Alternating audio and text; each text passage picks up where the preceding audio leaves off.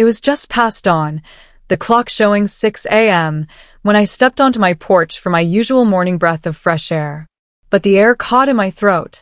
My beloved porch, my sanctuary for 32 years, was destroyed. Terracotta flower pots, filled with bright geraniums I'd nurtured all spring, lay shattered, spilling dirt across the painted wood floor. My comfortable wicker chairs, perfect for watching sunsets, were splintered, thrown aside like trash. Muddy footprints, large and careless, tracked across the destruction. Worst of all, my antique bird feeder, a gift from my late husband Walter, dangled crookedly from its hook, snapped and broken. The faint, lingering smell of stale beer and cheap, cloying perfume hung heavy in the cool morning air. My heart didn't just sink. It felt like it cracked right alongside the pottery. I wanted to cry out, to ask who could do such a thing. As I looked around in shock, scanning the quiet street, my eyes caught movement next door at the Taylor's house. A curtain twitched in their front window. Someone was watching me stand amidst the wreckage. Our eyes met for just a split second, a flicker of movement behind the blinds, and then the curtain snapped firmly shut. The Taylors. They'd moved in 6 months ago, shattering the peace of our long-established neighborhood.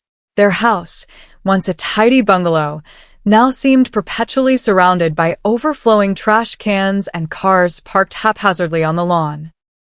Their teenage sons and their friends were the source of constant noise, loud music thumping late into the night, engines revving, loud arguments spilling out onto the street. I tried talking to them politely before about the noise, but Mr. Taylor had just shrugged, that smug look already settling on his face. Now, seeing that curtain snap shut, a cold certainty settled in my stomach. Still trembling with a mixture of shock and anger, I walked the few steps over to their property. The lawn was littered with crushed cans and discarded wrappers. I knocked on their front door, trying to keep my hands steady. Mr. Taylor answered, leaning casually on the doorframe. He was in his 40s, wearing a stained t-shirt, a smirk already playing on his lips as he looked past me towards my ruined porch. "Morning," he drawled. "See you're having some trouble over there." I kept my voice even. "Did you or your family happen to see or hear anything last night?"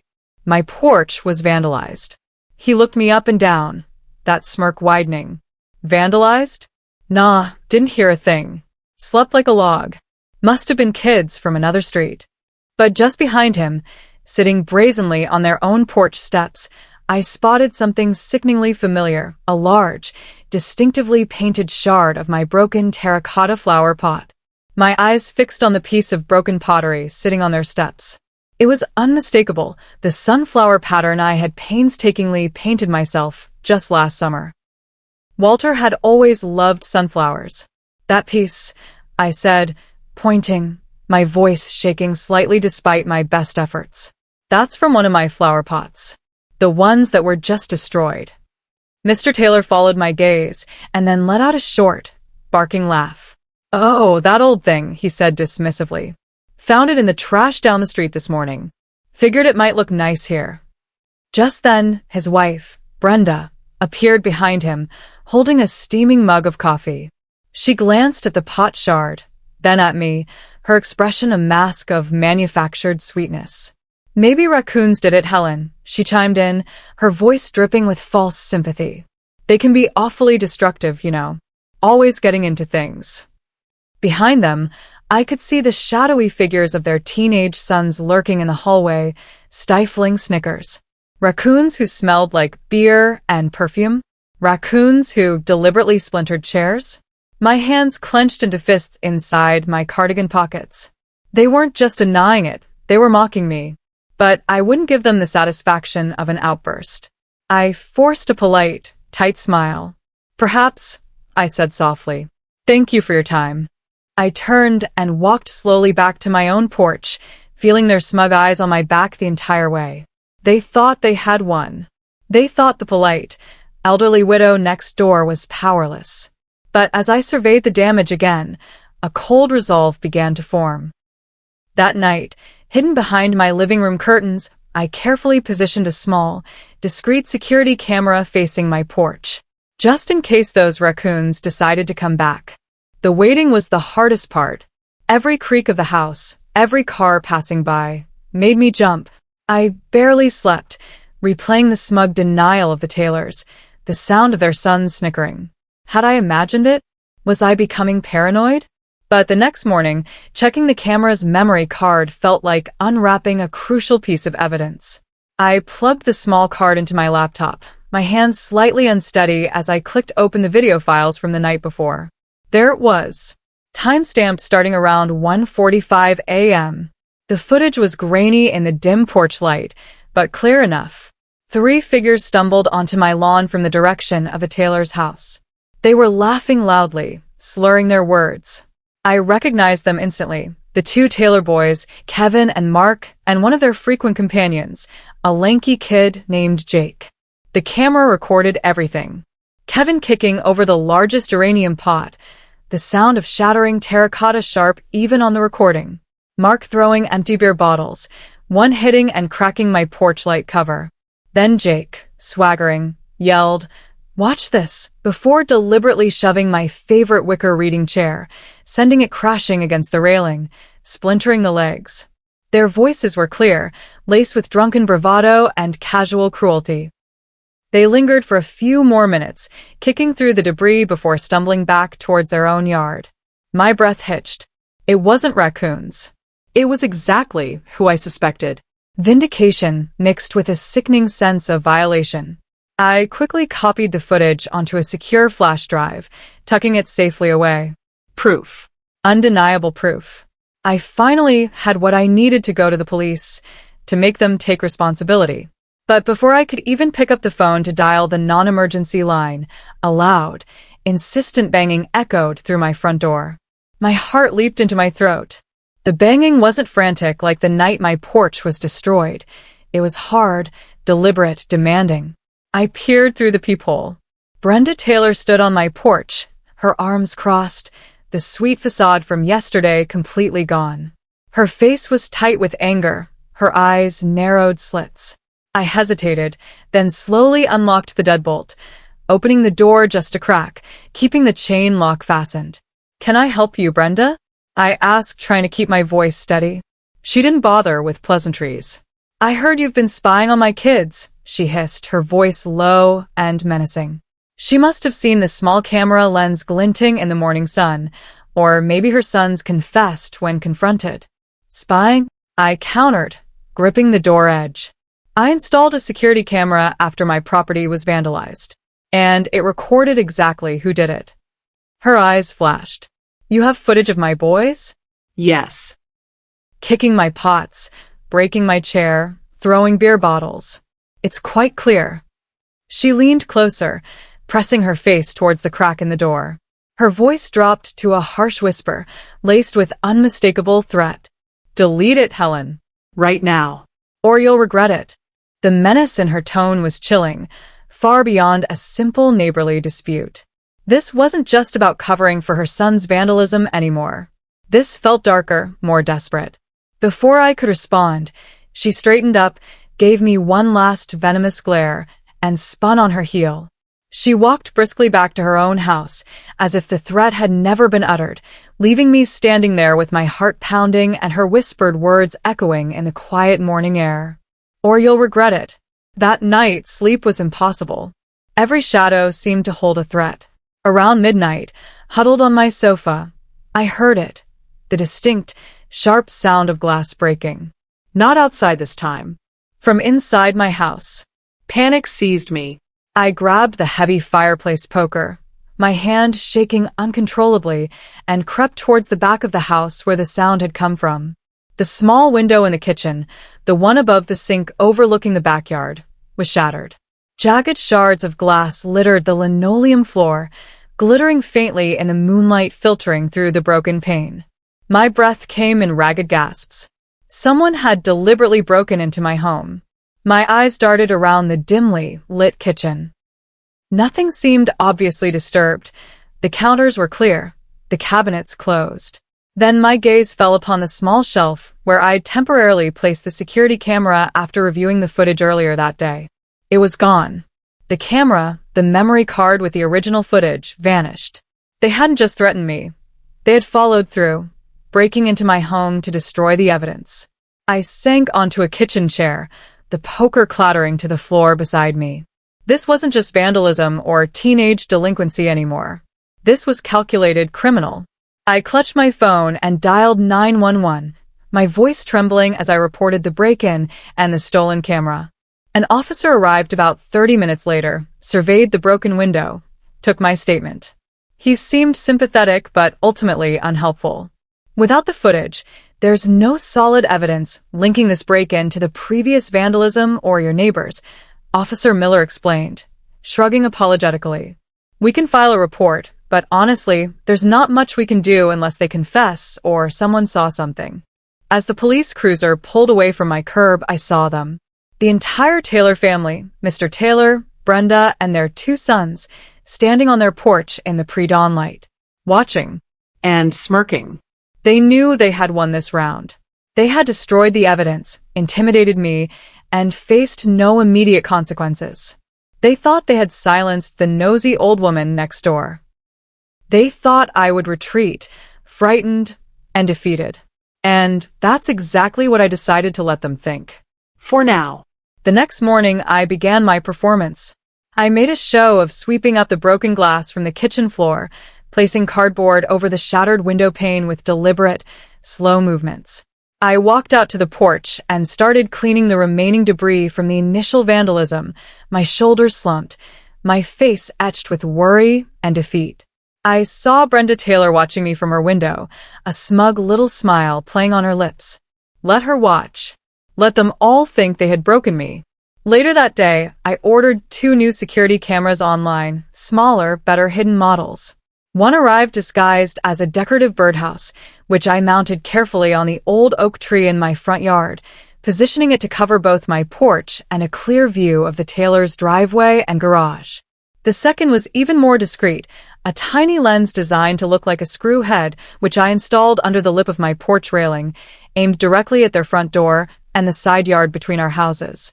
This time, the footage wouldn't be stored on a removable card inside the camera. These models uploaded directly to a secure cloud server, password protected, and inaccessible to anyone but me. I spent the rest of the week maintaining the facade of the frightened victim. I kept my blinds mostly drawn.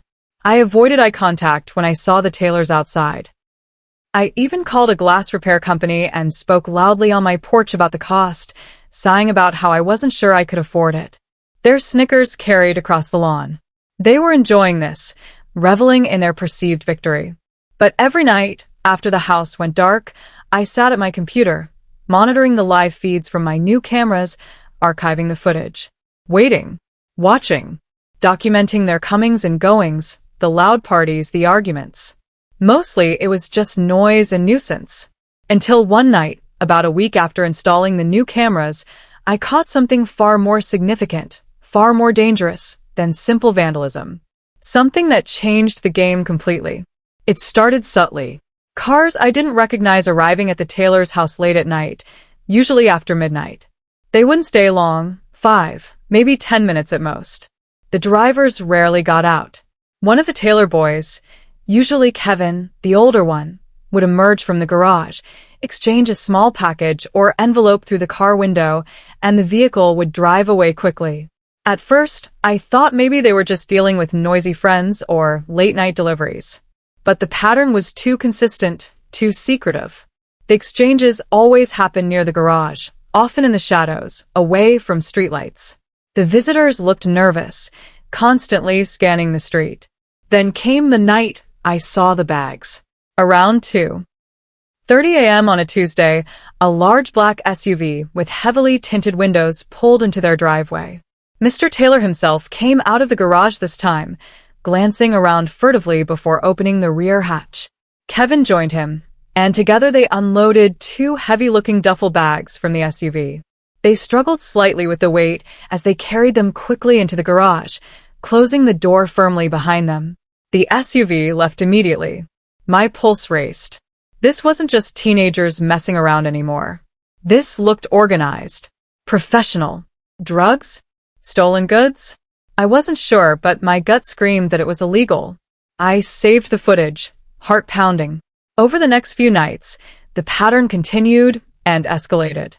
More late-night visitors. More quick exchanges. I saw Mr. Taylor arguing heatedly with one visitor, who seemed reluctant to leave. I saw Brenda Taylor nervously pacing by her window during one transaction.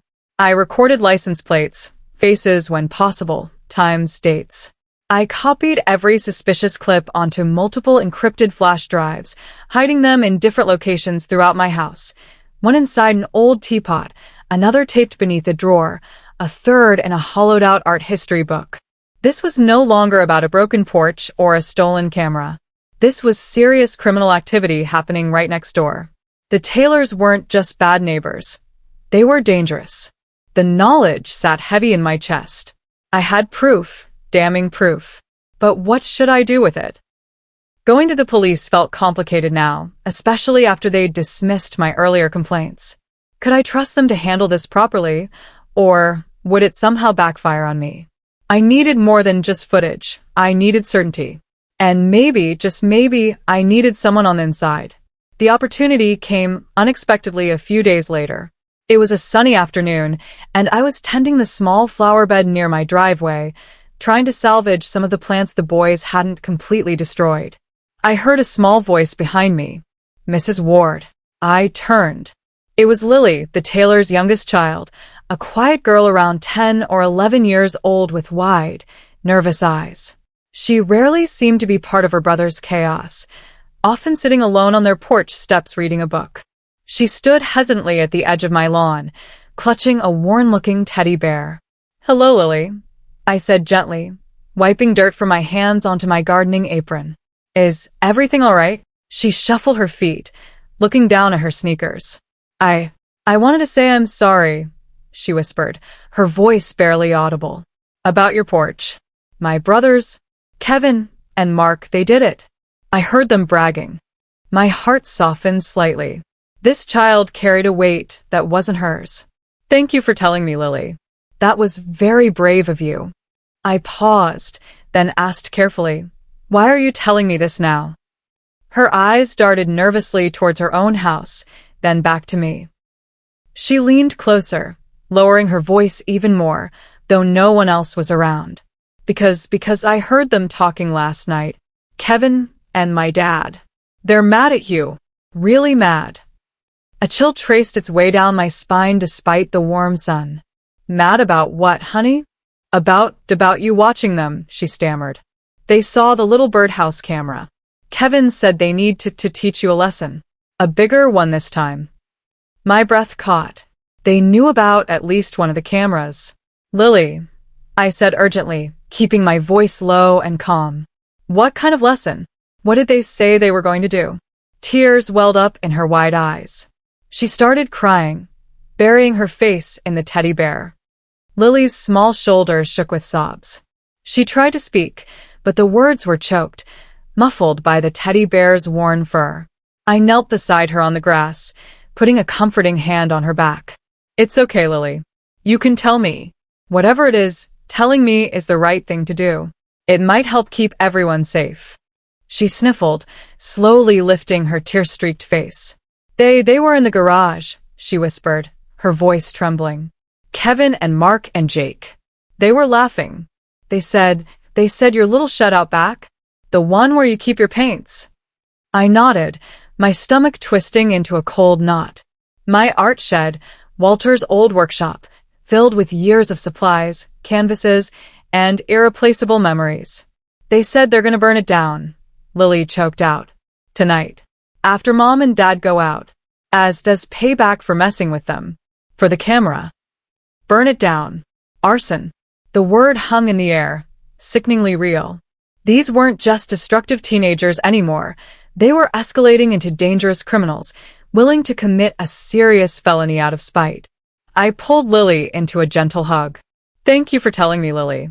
You did a very, very brave thing. You might have just prevented something terrible." I promised her she would be safe, that I wouldn't tell her family she had warned me. I walked her back to the edge of her yard, watching until she slipped inside her house.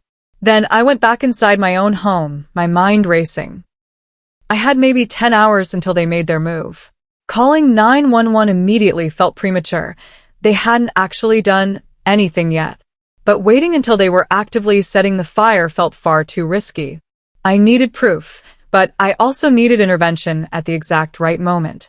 I spent the afternoon formulating a plan, my fear slowly hardening into cold, methodical anger. I contacted Officer Miller, the same one who had taken the break-in report, but this time I called his direct line, bypassing the general dispatch. I explained the situation, the drug activity footage, the daughter's warning, the specific arson threat for that night. I emailed him the encrypted links to the cloud storage containing the video evidence. "I need you to be ready, officer," I said. "But please, don't move in until they make their attempt. I need them caught in the act." He was hesitant, citing protocol, but the drug evidence changed his tone. He agreed to coordinate a plainclothes surveillance team for the evening. That night, every shadow seemed menacing. I turned off all the lights in my house, positioning myself behind the living room curtains, phone in hand, watching the Taylor's house and my own dark backyard. Around 11:30 p.m., Mr. and Mrs. Taylor left in their car, dressed for a night out. The stage was set. Just before midnight, 3 figures emerged from the Taylor's side door, moving stealthily across the lawn towards my backyard fence. Kevin, Mark, and Jake. One carried a red gasoline can. The others held lighters, flicking them nervously. They slipped through the gap in my fence and crept towards the shed. My heart pounded against my ribs. I held my breath, phone clutched tightly, finger hovering over Officer Miller's number. They reached the shed door. Kevin began splashing gasoline onto the old wood. Mark fumbled with his lighter.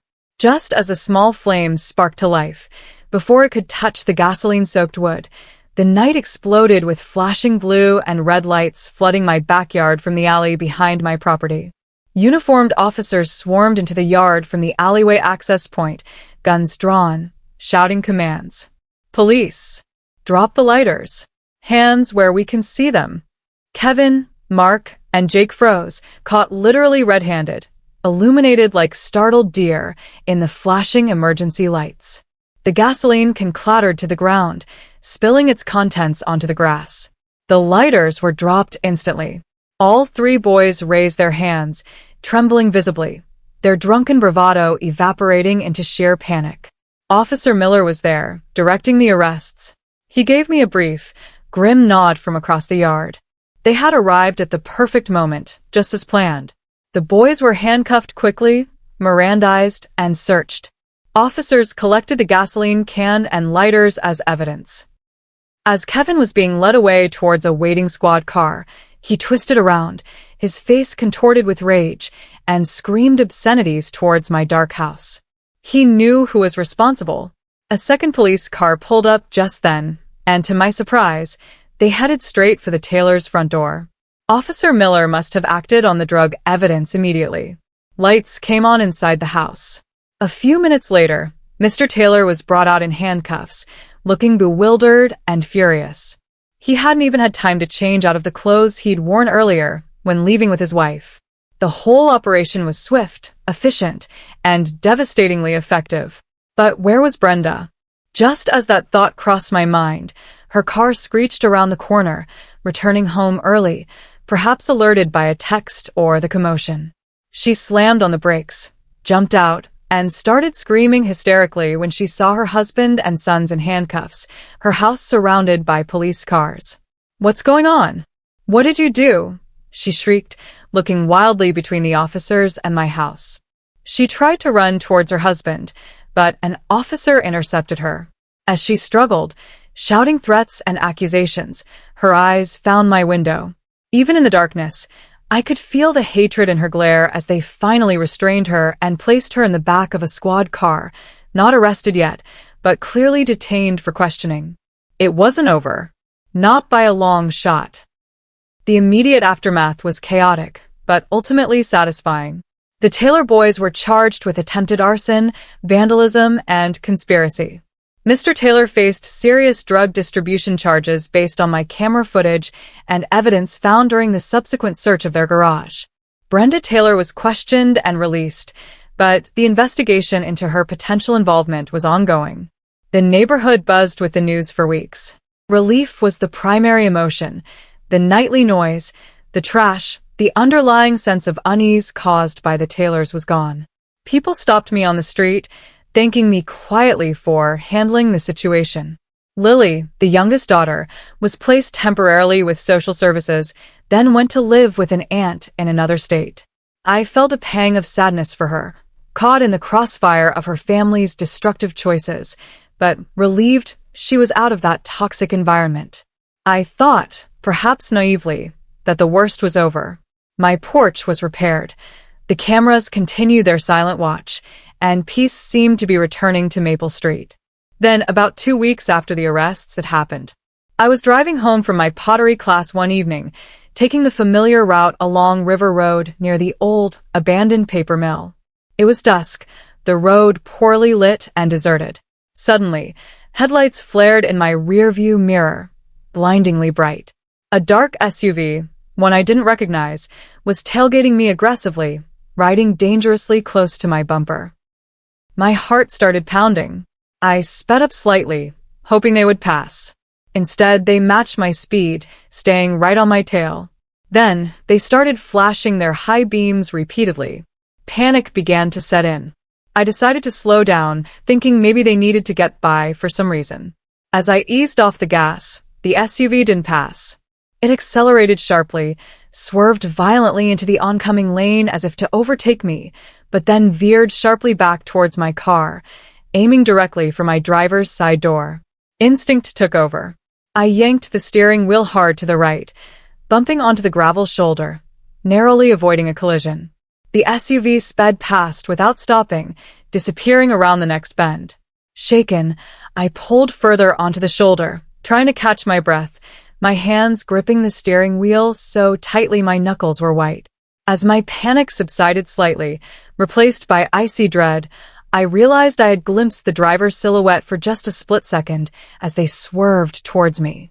The set of the shoulders, the shape of the head, it was unmistakably Brenda Taylor. She hadn't been arrested, but she clearly wasn't finished. This wasn't just about spite anymore. This felt like attempted murder. I sat there for a long time, the engine idling, the darkness closing in around me.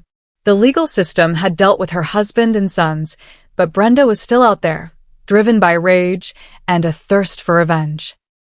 I drove the rest of the way home, checking my mirrors constantly, locking my doors the moment I got inside. The smirking neighbor was gone. In her place was someone far more dangerous. My quiet, polite approach had failed. It was time to stop being polite. The near miss on River Road solidified my resolve. Brenda Taylor wasn't just grieving or angry. She was actively trying to harm me. Playing defense wasn't enough anymore. I needed to go on the offensive, not with threats or violence, but with the one weapon she couldn't fight. The truth spread far and wide. The next morning, I went back to my archived camera footage, the clips showing the late-night drug transactions in the Taylor's garage. I carefully selected the clearest still frames, Mr. Taylor exchanging packages with shadowy figures, the duffel bags being unloaded from the black SUV, close-ups of license plates where possible. I printed dozens of copies of these images onto plain, white paper. Then, I typed up a brief, factual summary. Concerned resident shares evidence of illegal activity at Taylor residence, their address. Submitted anonymously to authorities leading to recent arrests. I made sure not to mention the arson attempt or the vandalism. I wanted to focus squarely on the drug operation, the crime that would most damage their reputation within the community. I spent the afternoon folding the printouts and stuffing them into plain envelopes. That evening, under the cover of darkness, I walked the entire 6-block radius of our neighborhood, slipping an envelope into every single mailbox. By sunrise, nearly every household within walking distance would have photographic evidence of the Taylors' illegal enterprise delivered right to their doorstep. The fallout was immediate. By mid-morning, neighbors were gathered on sidewalks, talking in hushed, shocked tones, holding the printouts. The neighborhood Facebook group exploded with comments ranging from outrage to fear. Someone called the local news. The HOA president, a retired accountant named Mr. Henderson, who usually focused on lawn maintenance regulations, announced an emergency board meeting via email to discuss the serious allegations and documented evidence regarding the residence at Taylor's address and what steps the association could take. I stayed inside, watching the commotion from my window, feeling a grim sense of satisfaction. Brenda wanted to isolate me, to make me the villain. Instead, I had isolated her, exposing the truth to the very community she had tried to manipulate. I didn't attend the HOA meeting that night. I didn't need to. The evidence spoke for itself. The next morning, the Taylors' house looked different. Quieter. Still. The quiet was unnerving. For 2 days after the flyers blanketed the neighborhood and the HOA held its emergency meeting, there was no sign of activity at the Taylor house. No cars came or went. No lights switched on or off. It was as if the house itself was holding its breath. Had they left, moved out in the dead of night? It seemed too sudden, too easy. On the third morning, Mr. Henderson, the HOA president, knocked on my door. He looked uncomfortable but determined. "Helen," he began, "we held the meeting. Based on the evidence circulated and the ongoing police investigation, the board voted unanimously to enforce the community bylaws regarding illegal activity. We've initiated formal eviction proceedings against the Taylors." "Eviction?" I asked, surprised by the speed. "Our bylaws are clear," he stated firmly. "Criminal activity is grounds for immediate termination of residency rights, whether renting or owning within the association. Their mortgage company has also been notified." He sighed. "Frankly, Helen, after seeing those photos, everyone wanted them gone. Yesterday." He explained the legal process would take time, but the message was clear. The community no longer welcomed them. Yet, the house remained silent, seemingly empty. Had they already fled? Word began to spread through the neighborhood grapevine. Someone saw Brenda Taylor's car parked at a cheap motel out by the highway. Another heard from a cousin who worked at the courthouse that Mr. Taylor's bail had been revoked due to flight risk concerns after the flyers appeared. But something still felt wrong. It was too neat, too quiet. Driven by a persistent unease, I walked over to their house late that afternoon. Mail overflowed from their mailbox. Newspapers piled up on the porch. I peered through the front window.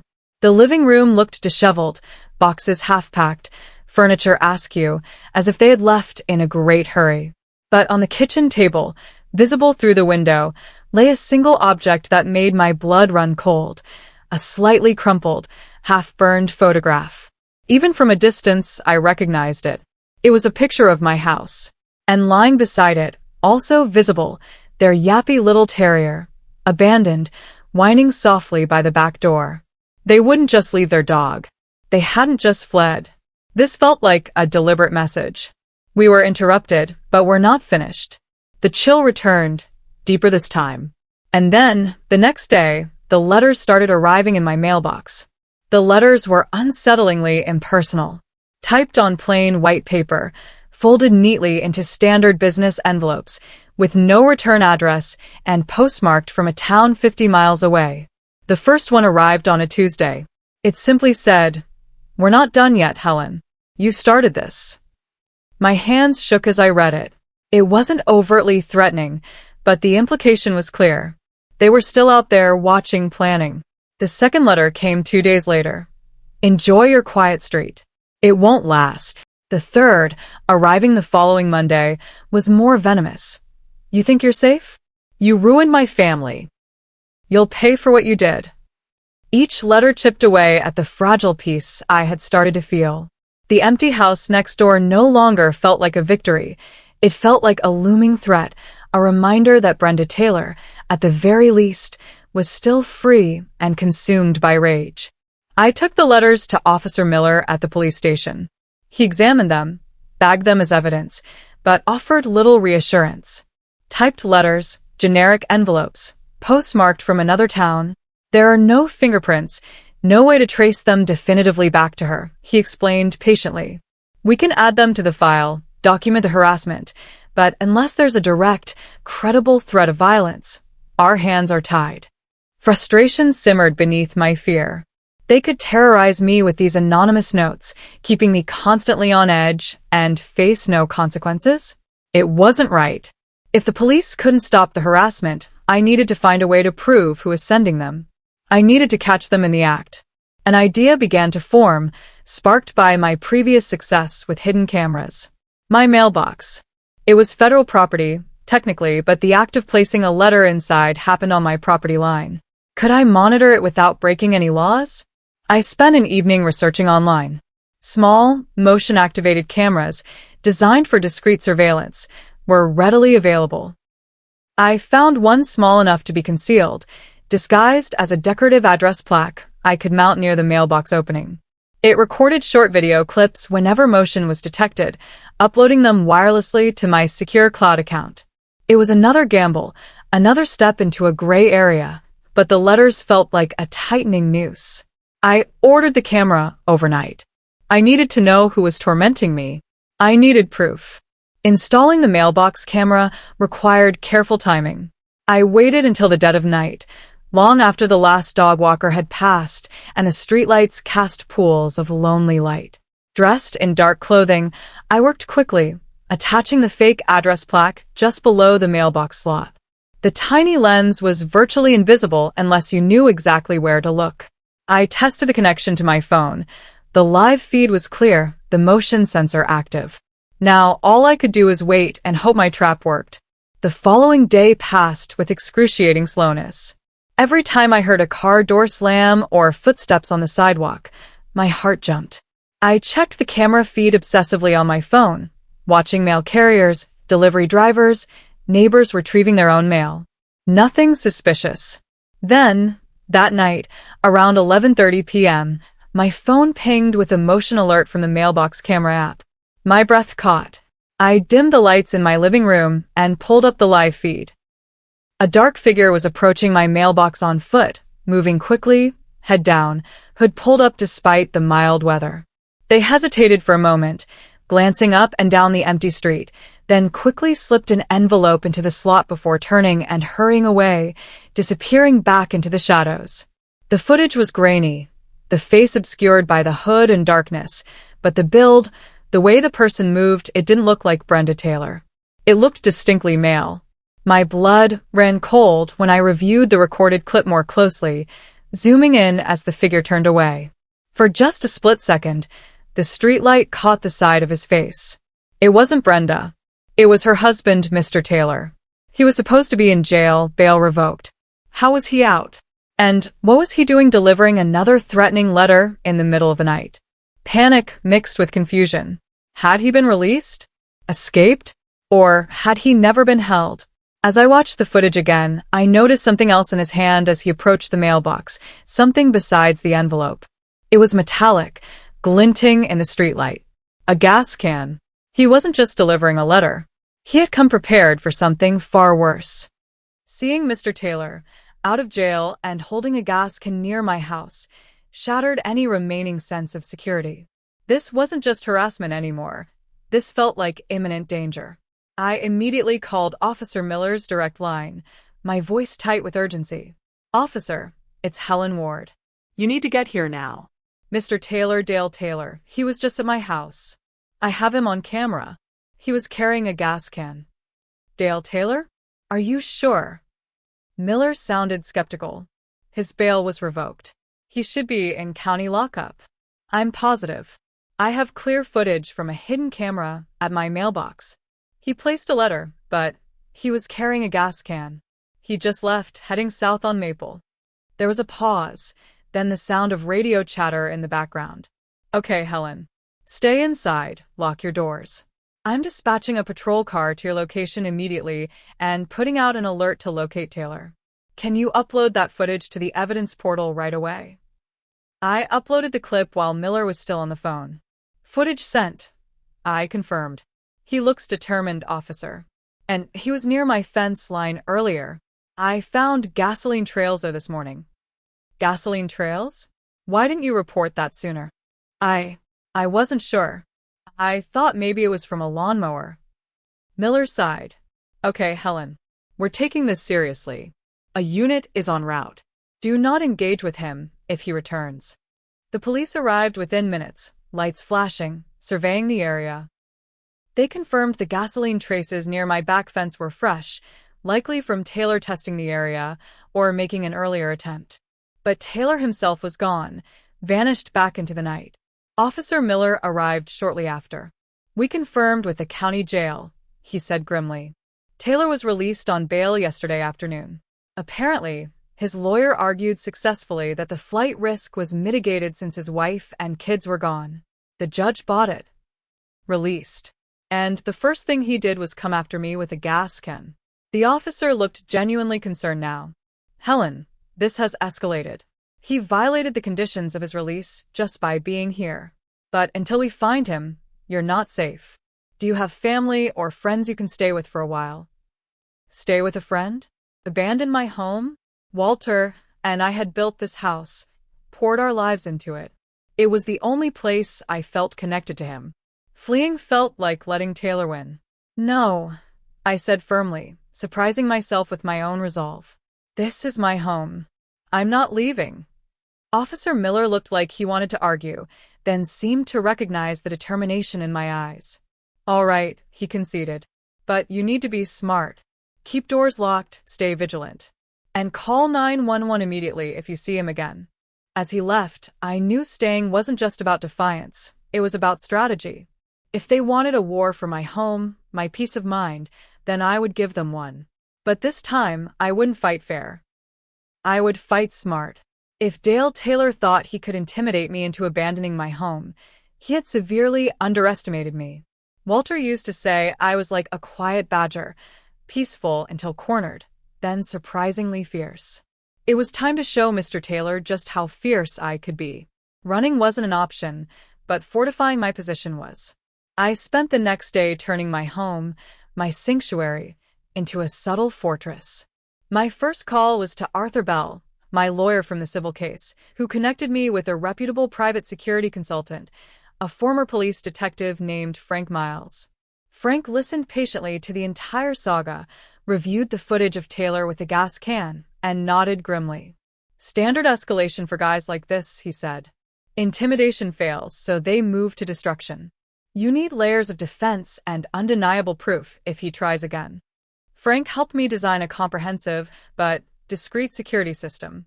We installed powerful, motion-activated floodlights covering the entire backyard and sides of the house, angled to blind anyone approaching unexpectedly. We added audible motion alarms near the shed and back windows, loud enough to startle an intruder and alert neighbors. And crucially, we installed one final hidden camera. Frank had a brilliant idea. A weatherproof camera concealed inside a cheerful, unassuming garden gnome, placed strategically near the back fence line, offering a perfect view of the shed and the most likely point of entry. We set it up to stream directly to my tablet, bypassing any internal wiring Taylor might try to cut. I didn't tell Officer Miller or anyone else about the full extent of the new security measures, especially the gnome camera. This was my private insurance policy. If Taylor came back, I wanted him caught dead to rights, with no ambiguity, no room for excuses. With the physical defenses in place, all I could do was wait. The nights were tense. Every creak, every distant siren, set my nerves on edge. I kept my tablet beside my bed, the gnome camera feed displayed, the volume low. Days blurred into a routine of forced normalcy, tending my garden, working on restorations in the shop, meeting friends for coffee, but always with an undercurrent of vigilance. I jumped every time the phone rang, half expecting it to be bad news. 2 weeks passed. Nothing. Maybe he'd given up? Maybe the police search spooked him? But Frank had warned me. Guys like Taylor, driven by revenge, they're patient. They wait until you lower your guard. And then, on a moonless Tuesday night, around 2 a.m., it happened. A faint scraping sound from the backyard, followed by the soft crunch of footsteps on gravel. My heart leaped into my throat. I grabbed my tablet from the nightstand. The gnome camera feed flickered to life, illuminating the backyard in eerie infrared. 2 figures were slipping through the gap in my back fence. Dale and Brenda Taylor. They were back. My breath caught. They moved with stealthy purpose across the dark lawn, Dale carrying 2 large plastic jugs, gasoline undoubtedly, while Brenda held a small clutch of what looked like matches or lighters. They scanned the house, checking the dark windows, clearly assuming I was asleep and unaware. My hands trembled as I watched them approach the shed on the tablet screen. This was it. The moment I had both dreaded and prepared for. Brenda whispered something to Dale, gesturing towards the shed door. He nodded, unscrewed the cap from one of the jugs, and began splashing the liquid onto the old wooden walls, the dark stains spreading quickly in the infrared view. He doused the door, the walls, even tossed some onto the roof. Brenda stood back, nervously clutching the matches. My finger hovered over the 911 speed dial on my phone, but I waited, just as planned with Frank. I needed them to commit fully. Dale finished emptying the first jug, tossed it aside, and picked up the second, continuing to soak the base of the shed. He stepped back, surveyed his work, then nodded at Brenda. She fumbled with the matches, her hands shaking in the dim light. I could see the small flame flicker as she struck one against the box. My heart pounded against my ribs like a trapped bird. This was the point of no return. The moment she lowered that flame towards the gasoline-soaked wood, but this time I was ready. The instant Brenda lowered the flickering match towards the shed wall, I hit the remote trigger Frank had installed. The backyard exploded in light and sound. Blindingly bright floodlights snapped on, illuminating the entire area like daylight. Simultaneously, the hidden motion alarm shrieked, a piercing, disorienting siren cutting through the night. And, as the final touch Frank had insisted on, the lawn sprinkler system, retrofitted with high-pressure heads, erupted, dousing Dale and Brenda in an unexpected, icy shower. They yelped in shock, stumbling back, the match instantly extinguished. Gasoline fumes mixed with the smell of wet grass. Disoriented by the lights, the noise, and the sudden drenching, they were momentarily frozen, blinking stupidly in the glare. That's when the second part of the plan unfolded. Sirens wailed in the distance, growing rapidly closer. I had called 911 the moment Brenda struck the match, relaying the situation with practiced calm. Thanks to Officer Miller's previous alert and the ongoing investigation, police response was immediate. Within less than 2 minutes, multiple squad cars swarmed the alley behind my house, officers pouring into the yard, weapons drawn. Police. Freeze. Hands up. The Taylors, soaked, shivering, and caught utterly by surprise, offered no resistance this time. They were handcuffed amidst the still spraying sprinklers and piercing alarms, their furious, sputtering protests drowned out by the chaos they had intended to create, but which had instead ensnared them. As they were being led away, drenched and defeated, Brenda twisted around, her face a mask of pure, unadulterated hatred. She locked eyes with me, standing silhouetted in my upstairs window, watching the scene unfold. Even over the sirens, her shriek carried clearly through the night air, a final, venomous promise. "You'll burn for this, old woman. You'll burn." She laughed then, a high-pitched, hysterical sound that sent a fresh chill down my spine as the squad car door slammed shut, finally taking her away.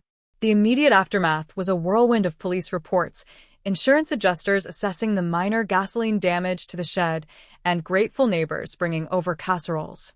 Dale and Brenda Taylor were charged with attempted arson, conspiracy, violating bail conditions for Dale, and violating the implied terms of release for Brenda, pending her charges related to the drug investigation. With the clear video evidence from the Gnome camera showing their deliberate actions, their legal situation was hopeless. They remained in custody, denied bail this time. A fragile sense of peace settled over the neighborhood again, quieter this time, less celebratory, more like a collective sigh of relief. I tried to settle back into my routine, pottery, restoration work, gardening. But Brenda's final shrieked threat, "You'll burn for this," echoed in my mind. It felt too specific, too personal, even for her. Weeks passed. I reinforced my security, adding deadbolts to the shed and installing a fire extinguisher system, but the gnawing unease remained. I kept checking the cameras, kept looking over my shoulder.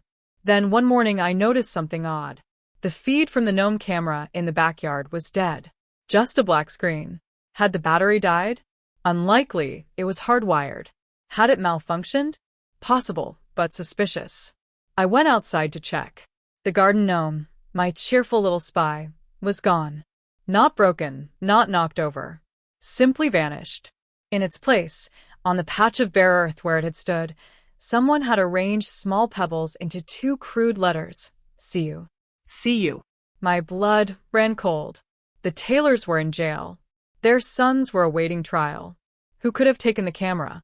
Who was sending this message? I reported the theft to Officer Miller, but without the camera itself, there was nothing to investigate. The unease intensified. I started noticing small, inexplicable things. A garden tool moved from its usual spot. A faint footprint in the flower bed that wasn't mine. The feeling of being watched returned, stronger than ever. Was I imagining things? Was the stress finally getting to me? Or was someone else involved, someone connected to the Taylors, someone still lingering in the shadows? The uncertainty was almost worse than the direct threats. The feeling of being watched intensified over the next week. It wasn't overt, it was subtle, unnerving. A dark sedan parked down the street for hours, pulling away whenever I stepped outside. The distinct click of my phone line during calls, as if someone were listening in, maybe just interference, but maybe not. A package delivered to my porch that I hadn't ordered, containing nothing but crumpled newspaper. Small incidents, easily dismissed individually, but together they painted a picture of deliberate, low-level psychological harassment. I reported the parked car to Officer Miller, giving him the license plate number. He ran it. Registered to a Michael Russo, he told me later. Lives a few streets over. No connection to the Taylors that we can find on record. Might just be visiting someone. Russo. The name meant nothing to me. Was it a coincidence? Or was the connection simply hidden? The police couldn't act without proof of wrongdoing, and sitting in a car wasn't a crime. The final straw came late one afternoon. I returned home from the grocery store to find another plain white envelope tucked under my door, just like the threatening letters, but this one felt different. Heavier. Inside wasn't a typed threat, but a handwritten note on cheap lined paper. The handwriting was crude, almost childlike. We're family. Blood is thicker than water. You can't erase us. Family? What family? My family was Walter, gone these past 5 years, and the distant cousins I barely knew. This wasn't signed Taylor. It wasn't signed at all. Who was we? Who felt entitled to claim a family connection strong enough to justify this continued torment? My mind raced through possibilities. Did the Taylors have other relatives nearby I didn't know about? Associates from their drug dealings? The signature wasn't Dale's or Brenda's. I recognized their writing from neighborhood flyers. This was someone new. Someone who felt connected, entitled, and dangerous. The vague family claim felt like a new kind of threat, more insidious than the promise of burning. It suggested a deeper network, a broader reach. I wasn't just fighting the Taylors anymore. I might be fighting their entire clan. The family note spurred me into action. If the Taylors had local relatives involved, I needed to know who they were. I started with simple neighborhood observation and discreet inquiries. Mrs. Gable down the street, the neighborhood's unofficial historian, had lived here even longer than I had. Over tea, I casually asked if she knew if the Taylors had any other family nearby. Oh, heavens yes, she'd replied, glad for a bit of gossip. Brenda Taylor's cousin lives over on Elm Street. Michael Russo and his wife. Moved in about 2 years ago. Keep to themselves mostly. He works construction, I think. Michael Russo. The name from the parked car registration. The connection wasn't hidden. I just hadn't known where to look. Brenda Taylor's cousin. That explained the family connection and the continued harassment. He was likely acting on Brenda's behalf, or perhaps he was involved in their drug operation and felt threatened by my exposure of it. Knowing who was behind the recent incidents didn't necessarily make me feel safer, but it made the threat tangible, identifiable. I passed the information along to Officer Miller, who confirmed Russo had a minor record, a couple of DUIs, one charge for disturbing the peace years ago. Nothing violent, but enough to suggest poor impulse control. Miller promised to increase patrols in my area and advised me to document any further contact. Armed with this knowledge, I felt slightly more prepared. The harassment seemed to stop after the police became aware of Russo's identity. The car disappeared from down the street. No more strange packages or unsettling phone clicks. A fragile quiet returned. I thought, maybe, finally, it was truly over this time. The Taylors' trial dates were set. Dale faced significant prison time for the drug charges and attempted arson. Brenda was looking at accessory charges. Their sons pleaded guilty to lesser charges in juvenile court. Justice, slow but steady, was grinding forward.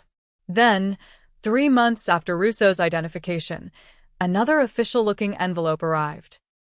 This one from the North Creek County Courthouse. My name and address were correct, but typed, not handwritten this time. Inside wasn't a threat, but something almost more absurd.